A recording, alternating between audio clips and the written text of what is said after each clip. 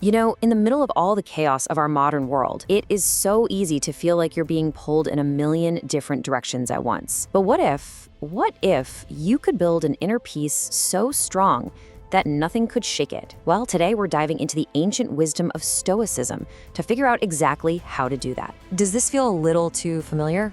The constant pressure, the deadlines, the drama. It can honestly feel like you're just drowning in this huge sea of stress. And if you feel that way, believe me, you are not alone. But imagine you had an anchor in that storm. That's exactly what Stoicism is. And listen, this isn't some dusty abstract theory. It's a practical set of tools designed over 2,000 years ago to help you find your calm and stand firm no matter what life decides to throw at you. So where do we even begin this journey? Well, it all starts by looking inward. The Stoics were convinced that the real key to a peaceful life isn't about changing the world around you, but about completely mastering the world inside you. This single quote from the philosopher Epictetus, this is the heart of it all. It really boils down to this. Things happening to us don't actually have power over us. Our reaction to those things, our perception, that's where our true power is hiding.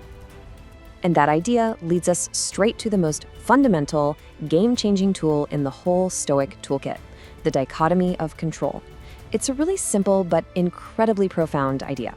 It's all about making a sharp, clear distinction between the things we can actually control and the things we absolutely cannot. And this chart just lays it all out, doesn't it? On the left, you've got all the chaos we can't do anything about. Other people, random events, what they think of us. We waste so much energy fretting about that stuff. But on the right, that's our turf. Our perceptions, our judgments, our responses. This is where we should be focusing all of our effort.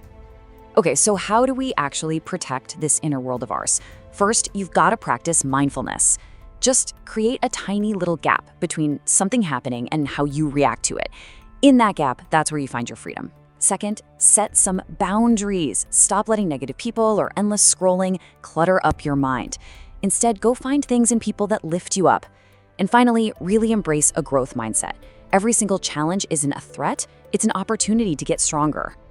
All right, so now that we've got that core principle locked in, let's get into some specific, really practical tools that the Stoics use to handle all the inevitable chaos from the outside world.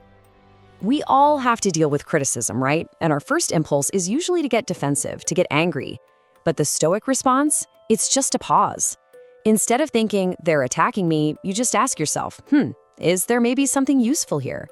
That tiny shift in perspective can completely transform the outcome, pulling you away from stress and pushing you toward growth.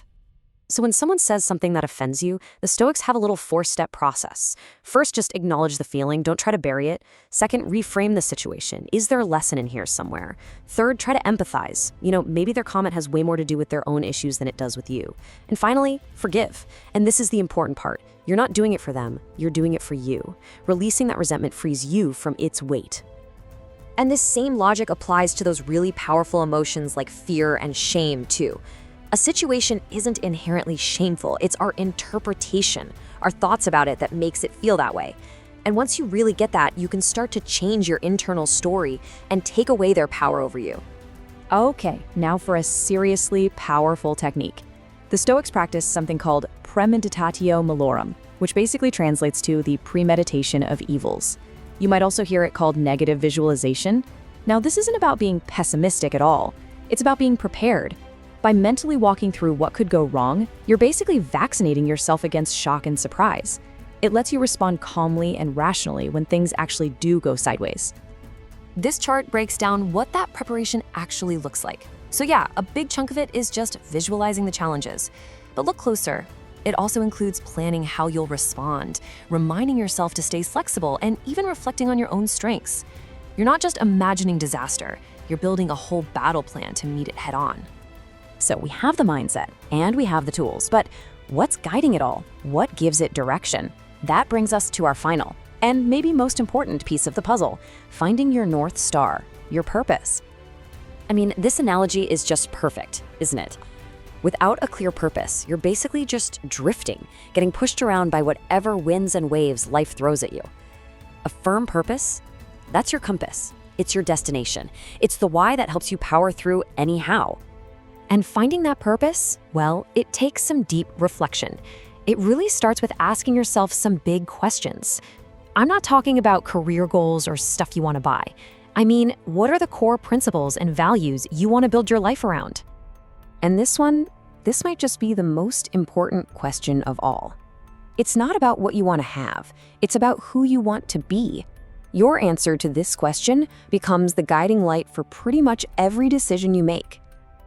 And once you have that clarity, your whole perspective just shifts. Suddenly, these huge, colossal challenges don't seem so impossible anymore.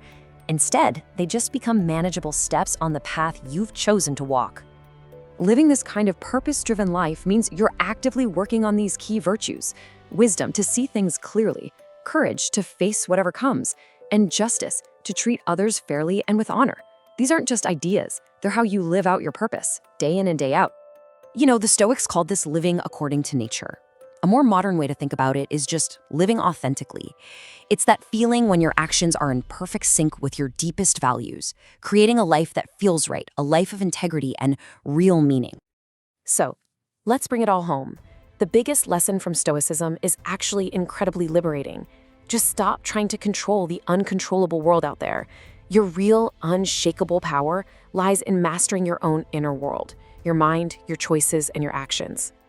That inner world is the only thing that is 100% yours. It's your sanctuary. It's your source of strength. It's the one fortress you can always retreat to for safety and peace, no matter what kind of storms are raging on the outside. And that really brings us to the final critical point. This fortress of inner peace, it doesn't just defend itself, it needs you. It requires daily practice, conscious effort, and using these very principles we talked about. So the question I want to leave you with is this: how are you going to defend yours today?